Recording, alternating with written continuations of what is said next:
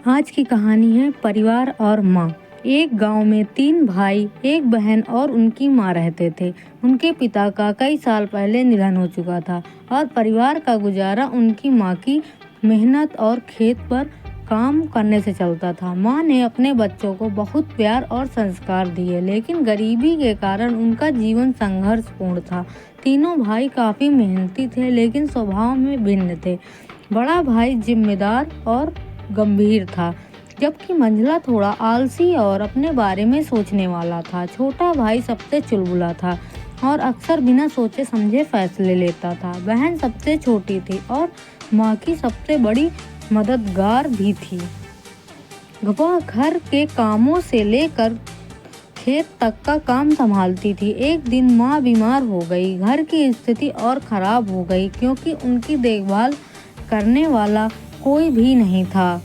माँ ने बच्चों से कहा, तुम सब मिलकर काम करोगे तो हमारा घर चल जाएगा, लेकिन अलग अलग राह पकड़ोगे तो मुश्किल बढ़ेगी।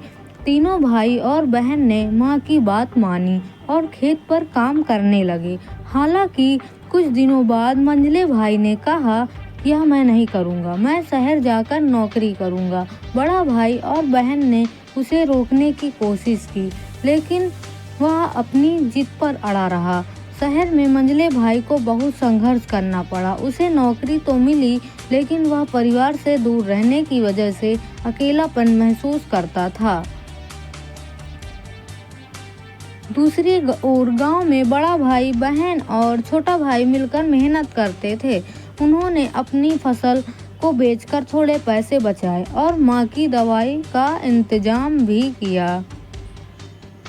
एक दिन मंझला भाई गांव लौटा। उसने देखा कि माँ विक की तबीयत अब बेहतर है और घर में खुशी का माहौल है। उसने अपनी गलती मानी और कहा, मैंने शहर जाकर समझा कि परिवार के बिना सब कुछ अधूरा है। हमारी ताकत एकता में है। माँ ने अपने बच्चों को गले लगाते हुए कहा, यही बात मैं तुमसे कहना चाहती थी। अगर तुम सब मिलकर रहोगे तो कोई भी मुश्किल तुम्हें हरा नहीं सकती है।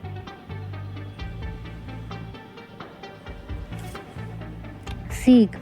इस कहानी से हमें यह सीख मिलती है कि परिवार की एकता को सहयोग से बड़ी मुश्किल को भी पार किया जा सकता है, जब तक परिवार के सदस्य एक दूसरे का साथ देते हैं, कोई भी समस्या उन्हें तोड़ नहीं सकती।